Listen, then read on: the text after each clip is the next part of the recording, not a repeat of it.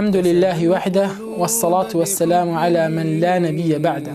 مسلمانانی خۆشەویستم لە ڕۆژی قیامەتدا یەکێک لە کاتە ناخۆشەکانی ڕۆژی قیامەت یەکێک لە ساتە ناخۆشەکانی ڕۆژی قیامەت ئەوەیە کەوا ئەبێ هەموو خەڵک بەسەر پردی سیراتدا بپەڕێتەوە. پردی سیرات کەوا ژێرەکەی ئاگرە و جەهەنەمە.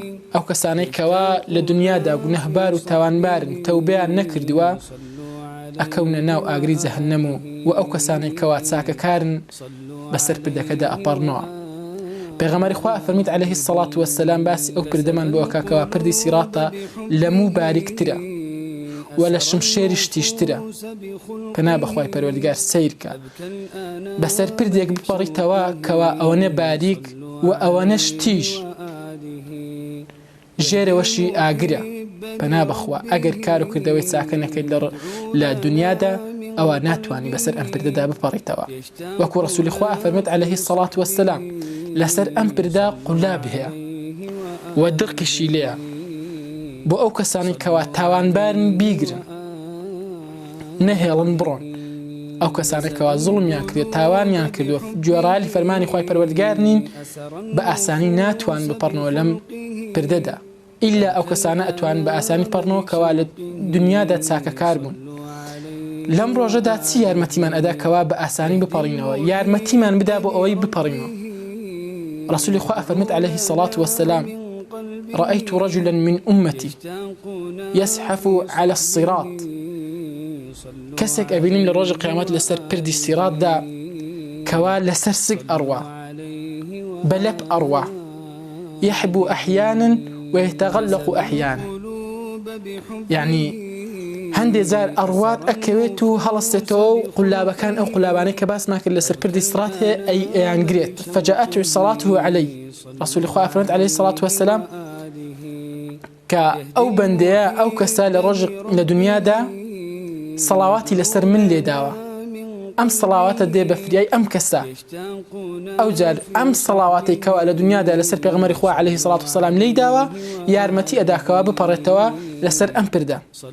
بۆیە مسلمانی بەڕێزم زۆر سەڵاوات بدە لەسەر پێغەمبەری خوا عەلەیهی السەڵات وەسسەلام چونکە ئەبێتە هۆی ئەوەی کەوا یارمەتیت بدا لەسەر ئەم پردە بپەڕیتەوە.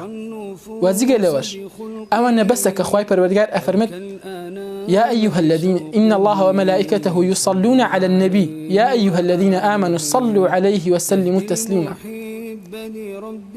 خواي پروردگار صلوات لسر پیغمبر خوا أدان وملائكتكانش صلوات أدان لسر پیغمبر خوا عليه الصلاة والسلام. وخواي پروردگار أمر من بيأكاد فرمان من بيأكاد كوا إيمش صلوات بدين لسر پیغمبر خوا. اگر هاتو إيما صلوات من دا خواي پروردگار صلوات لسر ئێمە لێ ئەدا. سەڵاواتی خوای پەروەردگارش ئەوێ کەوا ڕەحم و بەزەیی خوای پەروەردگار بەسەردا ئەڕژێت و خوای پەروەردگار تاوانەکانت خۆش ئەبێ. و مەلائیکەتەکانیش سەڵاوات لەسەر ئەو کەسانە لێ ئەدەن کەوا سەڵاوات ئەدەن لەسەر پێغەمبەری خوا عەلەیهی السەڵات وەسسەلام. سەڵاواتی مەلائیکەتیش ئەوێ کەوا داوای لێ خۆشبوون ئەکەن لە خوای پەروەردگار بۆ ئەم بەندەی کەوا سەڵاوات ئەدا لەسەر پێغەمبەری خوا عەلەیهی السەڵات وەسسەلام.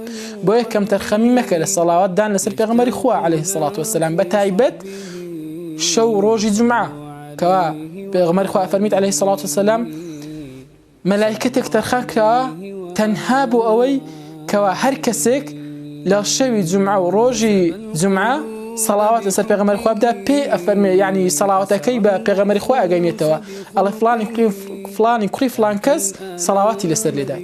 چەندە خۆشە یعنی چەندە کردەوەیەکی شیرینێکەوە پێغەمبەری خوا عەلەیهی السەڵات وەسسەلام پێی ڕابگەیەنێ فڵانی کوڕی فڵان کەس سەڵاواتی لەسەر لێدای. و چەندین سود و پاداشی تری هەیە سەڵاواتدان. بۆیە کەم تەرخەمە بە دائیم هەتا ئەتوانی سەڵاوات بدە لەسەر پێغەمبەری خوا عەلەیهی السەڵات وەسسەلام. خوای پەروەردگار لێمان خۆش بێت و خوای پەروەردگار ڕەحمان پێ بکات. والحەمدولله رب العالمین.